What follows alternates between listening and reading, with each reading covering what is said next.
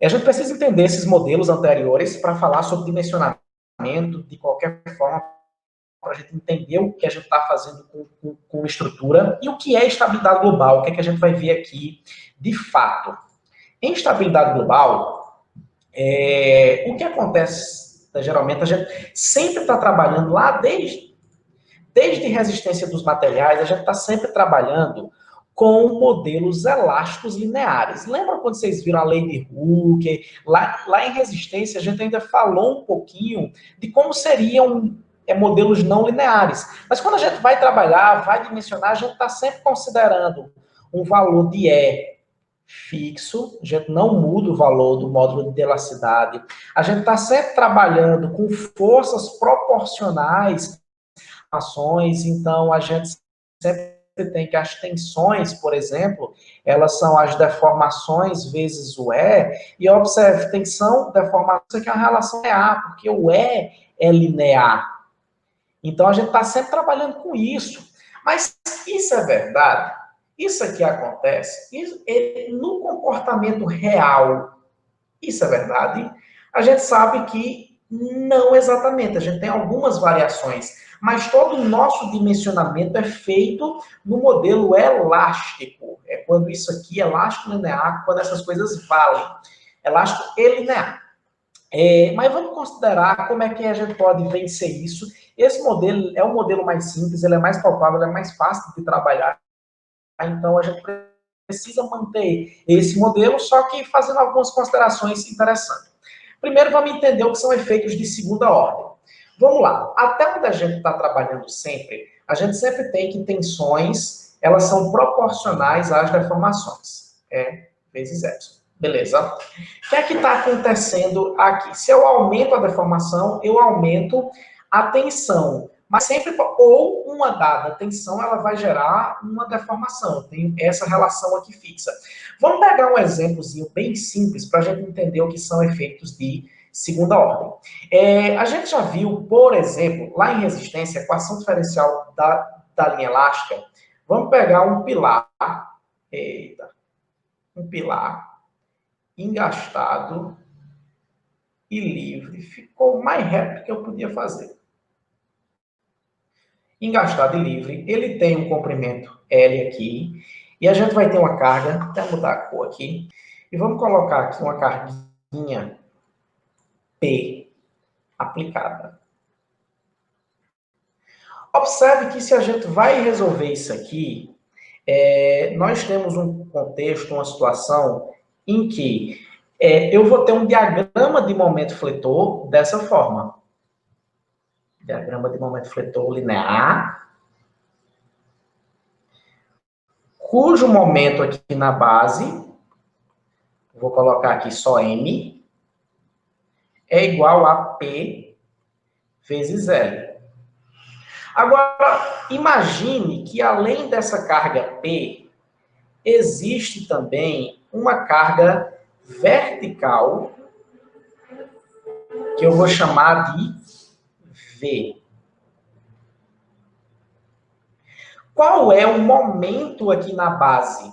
Ainda é P vezes L, porque essa carga V, ela está no mesmo eixo da base. Essa carga V, ela não gera momento, aqui na base. Então, esse P vezes L, o que a gente diz aqui, isso aqui é o momento de primeira ordem. É isso aqui o que a gente aprende a calcular sempre, isso aqui é invariável, a gente dimensiona com isso, cargas horizontais, força igual, momento igual a força vezes distância, a gente já sabe isso. Só que vocês lembram que pela equação diferencial da linha elástica, a gente consegue calcular uma deformaçãozinha aqui, a gente consegue entender que quando essa carga é aplicada, um deslocamento delta aqui em cima, eu vou dar uma exagerada, logicamente. O delta aqui em cima, ele faz com que a tua barra venha para esta posição aqui. Se a barra vem para esta posição aqui, observe que a nossa carga também está vindo para cá, a mesma carga V. Mas o que é que acontece agora? Quem é o momento nessa situação? O momento continua sendo P vezes L, só que você tem uma variaçãozinha aqui, um adicional, mais V vezes delta. E observe que esse delta aqui, ele é pequeno. Ele é pequeno desde que nós tenhamos pequenas deformações. Se você tem grandes deformações, esse delta vai ser maior. E aí a nossa pergunta é, observe que com esse momento, ele vai gerar um novo deslocamento. Com o aumento do momento, a gente vai ter um deslocamento maior. E a gente tinha um delta inicial. Vamos ter um delta 2, que vai gerar um novo momento. Vamos ter um delta 3, que vai gerar um novo momento. E assim sucessivamente até que esse delta convirja para um valor único. Isso é uma série infinita, mas que ela vai convergir para um valor único. Mas aí a gente entra com a pergunta. A gente está sempre dimensionando com esse momento de primeira ordem, com essa parcela aqui. Essa segunda parcela, que tem o somatório dos V vezes delta I, assim digamos, isso aqui é chamada de momento ou efeito de segunda ordem. Aí eu pergunto, quando eu for dimensionar, eu preciso me preocupar com o efeito de segunda ordem? Ele é realmente tão pequeno que se eu simplesmente esquecer ele, eu não vou ter prejuízo algum? Ou, quando eu for dimensionar, por mais que eu leve em consideração o esforço de primeira ordem, eu preciso me preocupar com o esforço de segunda ordem? Essa é basicamente a resposta que a estabilidade global vai nos dar. Estabilidade global a gente vai analisar. Num contexto normal, a gente vai dimensionar estruturas para receberem cargas. Observe que esse pilar ele pode ser representativo para a estrutura como um todo, né? Uma estrutura como um todo, vou desenhar ela aqui de maneira plana. Estrutura como um todo, ela vai se deslocar também. Então, ela vai apresentar um deslocamento delta aqui também. Estou exagerando aqui também, claro. E esse deslocamento, e essa aqui vai ter uma carga vertical uniformemente distribuída. Será que ao deslocar essa carga vertical, os efeitos de segunda ordem que aparecem, eles são importantes para dimensionar? A gente precisa se preocupar com eles?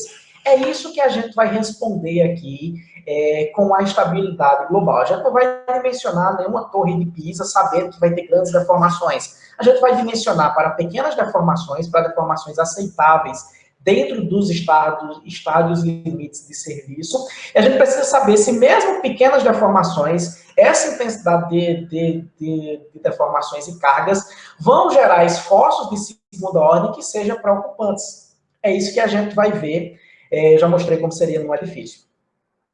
E aí a gente entra aqui o seguinte, a análise não linear, a gente tem essa relação de causa e efeito. Isso aqui é interativo, é recursivo. Eu tenho uma carga, P ou V qualquer, e ela vai me gerar um deslocamento. Só que esse deslocamento vai me gerar um momento, que vai me gerar uma carga equivalente, que me gera um novo delta, que me gera um novo M, que me gera um novo P, que me gera um novo delta, e assim sucessivamente, até um ponto em que isso vai convergir e a gente precisa dizer se isso vai ser representativo para a nossa estrutura ou não. A gente está sempre preocupado com essa relação carga-deslocamento, é o que a gente quer fazer aqui.